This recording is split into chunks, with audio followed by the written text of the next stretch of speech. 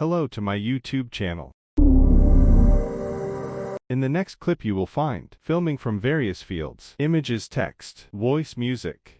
In today's clip we will talk, I will show you, present, prove, and many other details, information about, look of the week. The UK Prime Minister just ruined this classically cool sneaker. It's been deemed the end of Adidas Sambas, once hailed as the favorite shoe of Harry Styles, Kaia Gerber, Bella Hadid, Paul Mescal and even Rihanna, just to name a few. It's now apparently all over for the 1950s three-striped sneaker. Why? Because UK Prime Minister Rishi Sunak was seen wearing a pair. In an Instagram video posted Friday, Sunak's explanation of his Conservative government's latest tax and child care policies was to a large extent overshadowed by his everyman shoes. The Sambas.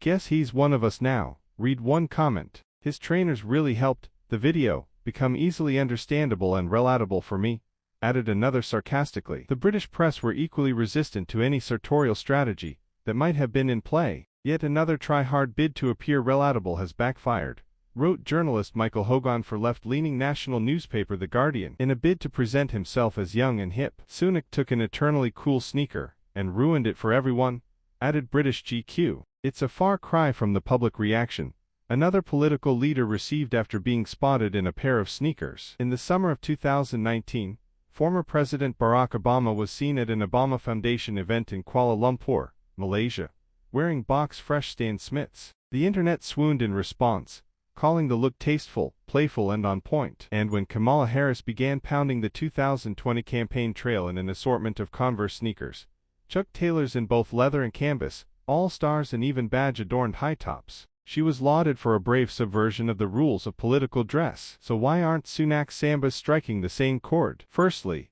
context is everything. Obama was a conservative dresser during his presidency, in keeping with the traditional suits beloved by Bill Clinton, George W. Bush and Ronald Reagan. Obama was known for his plain, dark suits and office-appropriate, lace-up shoes. There was just one hallowed incident of a stylistic misjudgment, Tin Suit Gate, which was never to be repeated. In fact, his sneaker era only began years after he left the Oval Office. Likewise, Harris was careful to reach for her Chucks only on specific occasions, either when traveling or on the trail, but typically never when she is in the White House, and otherwise maintaining a sense of respect for dress code and professionalism that, according to social media, the public finds important. Last summer, when then Speaker of the House Kevin McCarthy and House Minority Leader Representative Hakeem Jeffries were photographed in the Oval Office, wearing hybrid dress sneakers, brogues up top with a rubber sole, or sometimes just leather gym shoes, the response was similar to the outrage caused by Sunak. While many politicians have been keen to advertise their sneaker collection,